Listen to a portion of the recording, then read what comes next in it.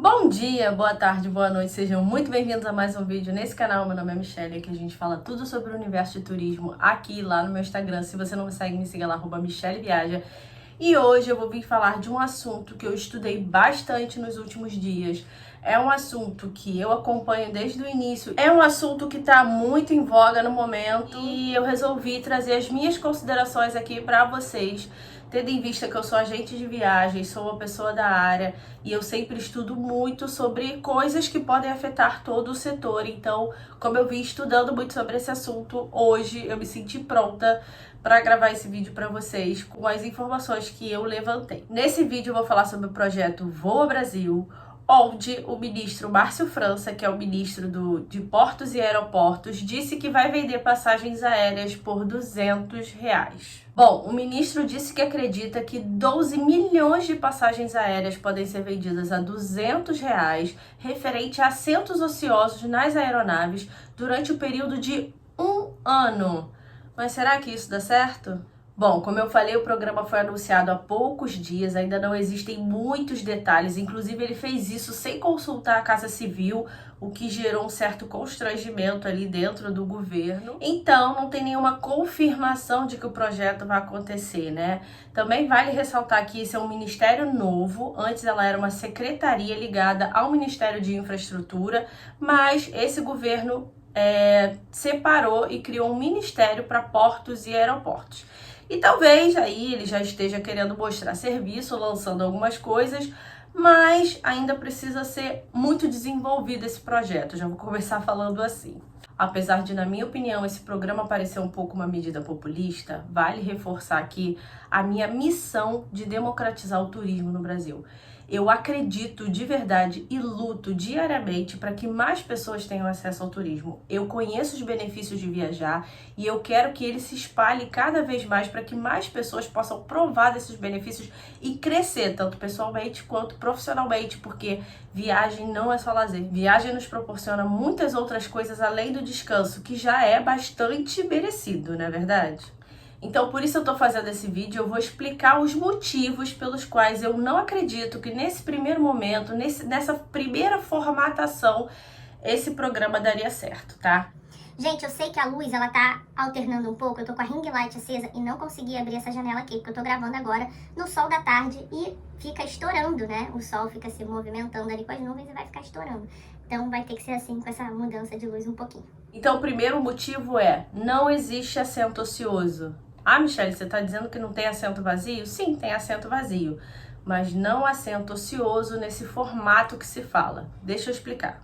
Sempre que uma aeronave leva um passageiro, existe um gasto, um custo que é calculado em cima disso. Sempre é variável. Se eu tenho 10 passageiros voando, eu tenho um custo. Se eu tenho 20 passageiros voando, eu tenho outro custo. E isso significa principalmente impacto em combustível. Talvez você não saiba, mas o ministro deveria saber que o combustível de uma aeronave é calculado pelo seu peso e pessoas, bagagem e o próprio combustível fazem parte desse cálculo. E automaticamente isso impacta no custo da viagem. Então, o que para o ministro pode ser assento ocioso, para a companhia aérea pode representar uma diminuição nos custos da viagem e não um assento ocioso por si só. Segundo motivo, os números me parecem bem fantasiosos e agora eu vou ter que consultar muito a minha cola aqui para poder te explicar, porque a gente vai fazer uns cálculos aqui só para vocês poderem entender a dinâmica disso. De acordo com o site Radarbox, existem 2.084 voos domésticos por dia, considerando as 3 maiores companhias aéreas brasileiras, Latam, Gol e Azul. Então a gente vai usar aqui uma média de 160 assentos por avião, mesmo sabendo que essa não é uma realidade, porque existem ATRs, muitos voos são operados com ATRs que possuem somente 74 lugares, então essa não seria a média, mas a gente vai usar ali 160 assentos só para ter uma ideia de quanto seria esse montante, tá? Se isso fosse real, nós teríamos por dia disponíveis para voar 333.440 assentos, isso por dia. Em um ano, nós teríamos 121.705.600 assentos disponíveis para voar, dentro de um ano somente para voos domésticos. O ministro afirmou que, de acordo com alguns dados que ele tem, fora da alta temporada, existe 21% de assentos ociosos dentro das aeronaves, o que daria 25.558.176 assentos vagos, assentos que não estão sendo ocupados. Isso no ano. A gente não está aqui desconsiderando os meses de alta temporada. E o ministro também disse que ousaria para vender por R$200 cerca de 20% da capacidade ociosa. Isso seria 5.111.635 assentos, ou seja, são pouco mais de 5 milhões de passagens a R$200 e não 12 milhões como ele está prometendo lá no início do projeto. Então já tem uma discrepância aí de quase 7 milhões de passagens, então os números são fantasiosos. Além disso, vale lembrar que, como eu falei antes, a gente está desconsiderando os períodos de alta temporada, os meses de alta temporada. Então, esse número seria ainda menor. Então, parece que você joga um número assim para chamar a população e para falar assim, nossa, é muita coisa. Terceiro ponto, o custo da passagem aérea. Um avião passando, a gente tá falando de avião e um avião passando. A gente mora perto de uma base aérea militar, então é bem comum passar avião o tempo todo. Mas vamos voltar aqui, o custo da passagem. O ministro também deveria saber como se compõe o custo de uma passagem, já que ele está lançando um projeto desse. Ele não deveria simplesmente jogar no ar. O custo de uma passagem aérea, ela não sai assim, eu acho que vai custar R$200. Não. Tudo precisa ser feito um cálculo. Você não sabe o custo do orçamento da sua casa todo mês?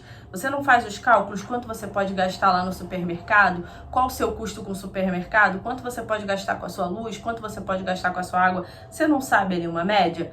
Pois bem, as companhias aéreas também fazem um cálculo do custo. E as companhias aéreas em geral ao redor do mundo, com exceção dos Estados Unidos, que usam uma metodologia um pouquinho diferente, elas usam o CASK, que é uma sigla em inglês para custo por assento por quilômetro rodado.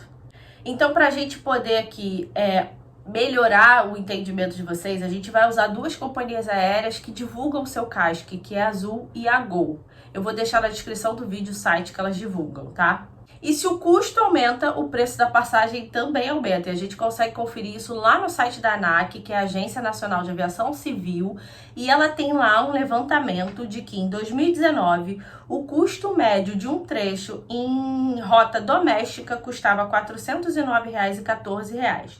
E atualmente, em 2022, em dados que nem são do ano inteiro, são apenas de janeiro a novembro, já passou a custar R$ 630,69. Então, teve um aumento expressivo de R$ 230 no preço da passagem, na média do preço da passagem nacional. É muito expressivo em poucos anos. A gente está falando aí de 2019, 2020, 2021... 22, a gente está falando de 4 anos, tendo em consideração que 2020 foi praticamente morto, né? Quase não teve, ficou suspenso. Então a gente teve um aumento bem expressivo. Cerca de 50% dos custos de um voo está relacionado ao combustível e os outros 50% é que estão ali divididos entre tributação, funcionários, manutenção, serviço de bordo, entre outros custos que uma companhia aérea tem. Então, se a gente parar para avaliar, a gente está falando de 50%. É muita coisa, metade dos custos relacionado a um único item, que é o combustível. O combustível é extremamente caro mesmo. E o combustível usado pelos aviões é o QAV, querosene de aviação, que tem o preço médio ali, que elas pagam ali em média R$ 6,00 por litro, isso porque elas têm um desconto pelo consumo alto, né? Como elas consomem muito QAV, elas conseguem um desconto. Mas o preço do litro pode chegar até R$ 9,00. É muito caro. E um avião não consome como o carro consome, né? Ele consome muito mais. E aí eu vou falar sobre isso um pouquinho. Um avião que esteja fazendo a rota Rio-São Paulo, um Airbus 319 ou um Boeing 737, gasta ali em média 2.800 litros de QAV para fazer Rio-São Paulo.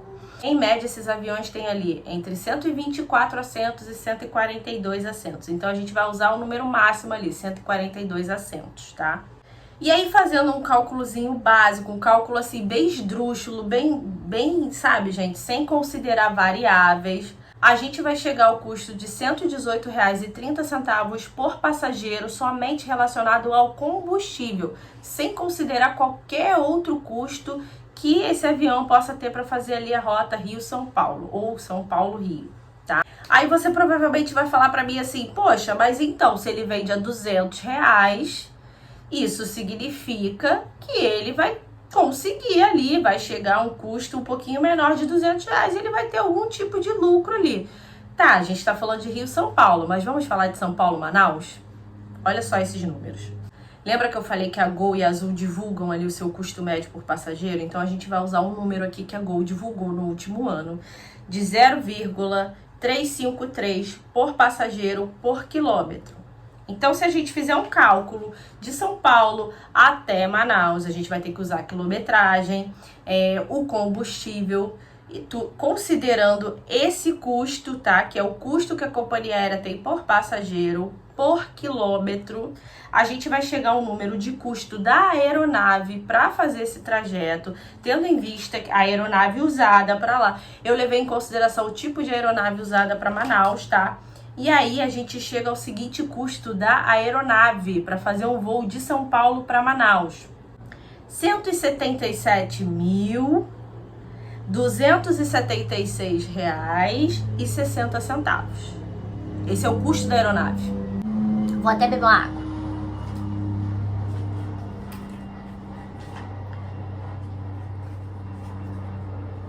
Eu tô muito fit, né, gente? Agora eu bebo 3 litros de água por dia. Antes eu não bebia, eu tinha problema pra beber água. Mas agora eu bebo água. E isso dá um custo por pessoa de R$ 953,10. Como que uma companhia aérea que tem um custo de R$ 953 por passageiro para fazer São Paulo, Manaus, vai vender uma passagem a R$200? Me explica como, porque eu não consegui entender. Lembra que eu mencionei que o assento ocioso é menos custo? Porque se ele tá vazio, eu não tenho passageiro. Se ele tá vazio, eu não preciso me preocupar com o peso de um passageiro, com o peso da bagagem e ainda com o peso do próprio combustível, porque mais combustível deixa o avião mais pesado e precisa de mais combustível. Então é um cálculo bem difícil de ser feito. O quarto ponto que eu tenho aqui é que o governo disse que não vai subsidiar o preço dessas passagens. Seria totalmente uma iniciativa privada de dar a passagem a R$200. Então isso significa que esse custo vai precisar ser repassado em algum lugar. E onde ele vai ser repassado? No preço dos passageiros que não se enquadram para receber esse benefício. Todos os outros passageiros que não se enquadrarem nisso vão custear toda essa diferença onerosa para poder voar. E se o governo subsidiar também não é uma grande opção, não é uma opção maravilhosa, porque vai sair do bolso do contribuinte, vai sair do nosso bolso de toda forma. Então isso não me parece justo, né? Que você cobre uma coisa, que você incentive uma coisa onde a companhia aérea vai ter um prejuízo e isso vai ter que ser repassado para alguém. De toda forma, isso vai ser repassado para o bolso da gente. Então, não me parece uma coisa muito justa. Meu quinto ponto: o grupo de beneficiados. Bom, idosos, aposentados e pensionistas, não há o que falar. Estudantes. Esse grupo me preocupa muito. Por quê, gente? Porque, infelizmente, a gente sabe que existe o hábito de falsificar documento para conseguir comprar ingresso, para conseguir entrar no cinema, para conseguir ir ao teatro, para conseguir ir ao show. Então, como é que isso vai funcionar para comprar passagem aérea? Vocês acham que ninguém vai conseguir dar o famoso jeitinho ali para comprar passagem aérea? Eu não sei. Como que seria feito esse controle? Então isso me preocupa um pouco. Terceiro grupo, funcionários públicos, que ganham até R$ 6.800. Bom, funcionários públicos, me desculpem, mas eu realmente gostaria de entender qual o tipo de privilégio que vocês têm para receber esse benefício. Eu não vejo um motivo plausível para que funcionário público tenha acesso a esse tipo de promoção. Ainda mais pessoas ganhando R$ 6.800, porque em teoria R$ 6.800 para mim me parece um valor um pouco alto para que a pessoa se enquadre nesse benefício. Eu acho que deveria até inclusive ser mais voltado para outras pessoas que tem uma renda muito mais baixa, porque com R$6.800, você ganhando R$6.800 numa casa que normalmente você não mora sozinho, divide as despesas com outra pessoa, o que acontece muito nos dias de hoje, a gente precisa fazer um levantamento de números. Não me parece que essa pessoa que ganha R$6.800 se enquadraria num custo de vida tão dificultoso para ter que pagar R$200 de passagem aérea.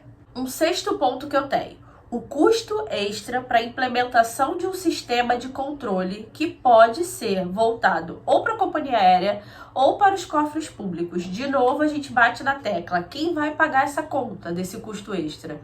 A gente que está viajando ou a gente como contribuinte? Então, de toda forma, isso vai ter que voltar para a gente, né? Voltar como um custo para a gente. Então, não me parece uma ideia muito interessante que você aumente os custos de alguma forma, implementando um tipo de sistema de controle, como que ele vai funcionar. Então, isso também me preocupa um pouco. Um sétimo ponto: você já pode voar barato, bem barato, aliás. Vira e mexe, as companhias aéreas fazem promoções para trechos como São Paulo-Manaus, São Paulo-Fortaleza, até para trechos internacionais. São muitas promoções que cobrem praticamente o Brasil inteiro, cobrem Estados Unidos, Europa, América Latina. Então, assim, não é algo extremamente fora da realidade. E quando a companhia aérea cria essas promoções, ela já fez ali um cálculo de custo. Não são todos os passageiros que conseguem comprar passagens nessas promoções, né? Tem ali uma porcentagem de assentos disponível nesse valor. O restante vai ter que pagar mais caro e vai cobrir esse custo. Então, assim, não é algo tão fora da realidade. Já existem algumas promoções, claro que de R$200 ainda é difícil. Às vezes você consegue ali rota Rio-São Paulo, rotas mais distantes você não vai conseguir, mas não me parece tão longe da realidade assim conseguir preços promocionais. O oitavo ponto que me deixa preocupada é quando a gente olha para o passado. Quando a gente olha para o passado, já existiu um histórico de congelamento de tarifas ou de tabelamento de tarifas por parte do governo, e isso não deu certo. O que acontece? Quando você congela tarifas, você aumenta a inflação, e a gente já teve grandes companhias aéreas aí quebrando.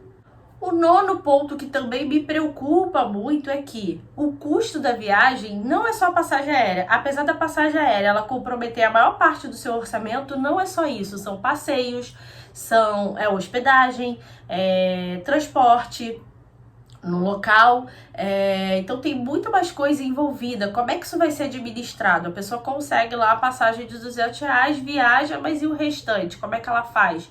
Se ela não fez um planejamento, se ela só se empolgou pelos R$200, entendeu? Então tudo isso precisa ser levado em consideração. Então, como tudo isso será feito? Inclusive, eu já te ensino há muito mais tempo a viajar barato. Eu vou deixar linkado aqui, eu nunca sei qual é o lado, mas eu vou deixar, acho que é do meu lado esquerdo, né, que aparece. Não sei, ou é do meu lado direito. Enfim, eu vou deixar linkado aqui pra você ver o projeto que eu tenho antigo, que é o Viagem com 350, onde eu viajava com R$350, contemplando tudo: passagem, hospedagem, alimentação, passeios.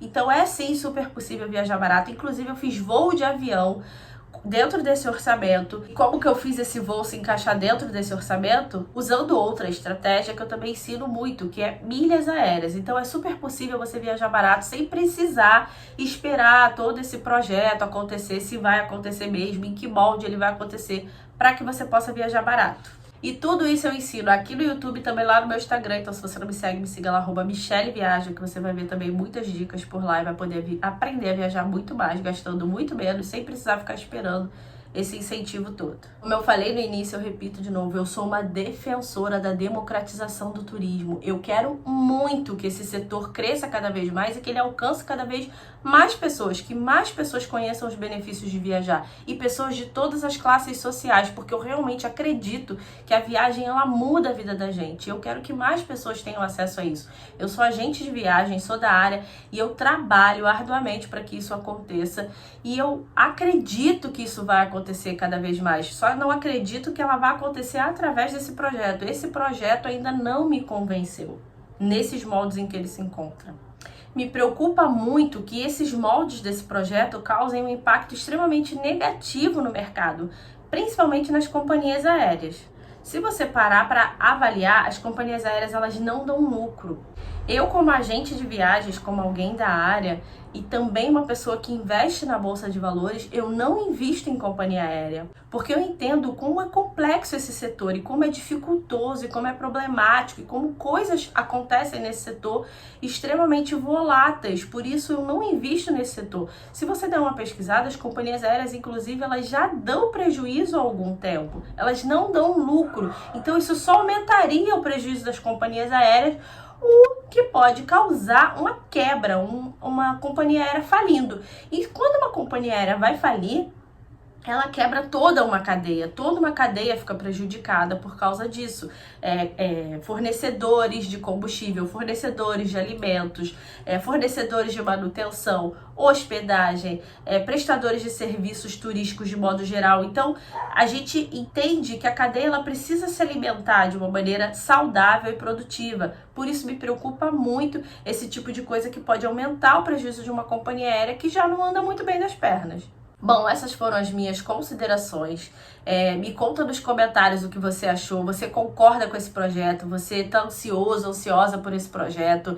Não concorda? Acha que vai dar certo? Acha que vai dar errado? Eu torço de verdade para que o governo estude essa proposta, para que ele possa encontrar a melhor forma dessa proposta junto com as companhias aéreas e que ela dê certo. Porque eu prefiro estar errada e que tudo dê certo. Mas eu espero que seja feito o melhor para todo mundo. E não só pensando numa coisa mais medida populista, que é o que me parece nesse início, tá? Então eu espero que vocês tenham gostado desse vídeo. Então se você gostou, curte e compartilha, porque isso me ajuda a entender que é um conteúdo relevante aqui no YouTube. E se inscreve no canal e ativa as notificações, porque sempre que eu subir um vídeo por aqui, o YouTube te avisa por aí. Beijo, até o próximo vídeo. Tchau!